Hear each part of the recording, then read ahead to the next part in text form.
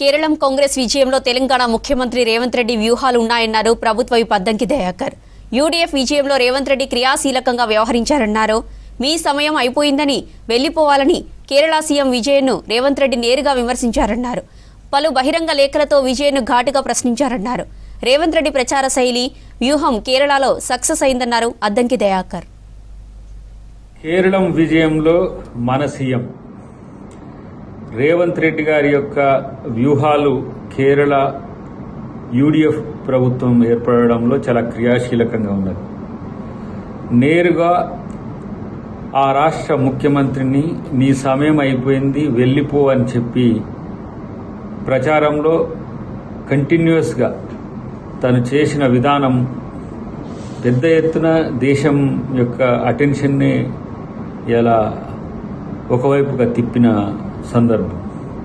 తర్వాత అక్కడ జరుగుతున్న అభివృద్ధిని ఉన్నదానికంటే ఎక్కువ చూపించిన విజయన్ను ప్రశ్నించడం, తనకు లేఖ రాయడం, మా దగ్గర అభివృద్ధిని చూడమని చెప్పి ఉచిత బస్సు నుంచి మొదలు పెడితే రైతు రుణమాఫీ లాంటి కాంగ్రెస్ ప్రభుత్వం సన్నబియ్యం ఎట్లా ఇస్తుందని చెప్పి అక్కడ రాష్ట్ర ముఖ్యమంత్రికి లేఖ రాయడమే కాకుండా ప్రచారంలో తెలంగాణ నుంచి వెళ్లిన ప్రతి నాయకుడు ఆ విషయాలన్నీ కూడా క్షేత్రంలో చెప్పడం, కమ్యూనిస్టులకు మీన్స్ సిపిఎంకు ఓటేస్తే బీజేపీకి ఓటేసినట్లే అని చెప్పి ఖరాఖండిగా చెప్పిన ముఖ్యమంత్రి తీరు కేరళ ప్రజలు ఏంటంటే విద్యావంతులు, వివేకవంతులు, అన్నిటికంటే విచక్షణతో ఓటు వేయగల సామర్థ్యం ఉన్న మెచ్యూర్డ్ ఓటరు కేరళ ఓటరు.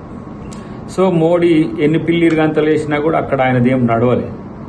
ఆయన ఇండైరెక్ట్గా మద్దతు చెప్పిన ఎల్డీఎఫ్ ప్రభుత్వానికి కూడా ఎవరు అనుకూలంగా ఓటు చేయలేదు. కాబట్టి ఇలా ఒక ముందస్తుగా విజన్తో ముఖ్యమంత్రి గారు చేసిన ప్రచారం కావచ్చు, ఆయన సొంత ఇండియా కూటమి సభ్య పార్టీ అయినప్పటికీ కూడా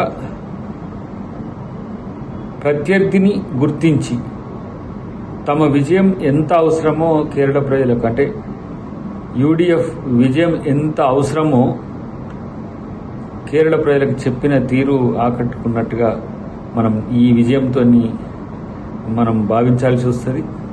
సో సౌత్ ఇండియాలో ఈరోజు మా నాయకులు ఖర్గే గారు కానీ, రాహుల్ గాంధీ గారు కానీ, ప్రియాంక గాంధీ గారితో సమానంగా తన యొక్క ఇమేజ్ని పెంచుకున్న రేవంత్ రెడ్డి గారు నిజంగా అదృష్టవంతులు, కార్యదీక్షకులు. ఇవాళ బీజేపీ వాళ్ళు ఏదేదో ఇక్కడ తెలంగాణలో చెప్తా ఉన్నారు మోదీ వస్తున్నాడు అని. మోదీ ఒక్కడొచ్చినా, మోదీతో కలిసి కేసీఆర్ వచ్చినా, ఎవరొచ్చినా రేవంత్ రెడ్డి గారు ఏ విధంగా వాళ్ళను రాజకీయ క్షేత్రంలో ఎదుర్కొని మట్టి కట్టించగలడో ఈ సంఘటన మనకు అర్థమైంది. కాబట్టి కేరళంలో మన ముఖ్యమంత్రి గారి పాత్ర, రేవంత్ రెడ్డి గారి పాత్ర ఉండడం అందరికీ గర్వకారణం. ఆయన ప్రచార శైలితో పాటు ఆయన అనుసరించిన వ్యూహం సక్సెస్ అయినట్టుగా మనం అందరం కూడా భావించాల్సిన అవసరం ఉంది. కంగ్రాచులేషన్స్ కేరళం.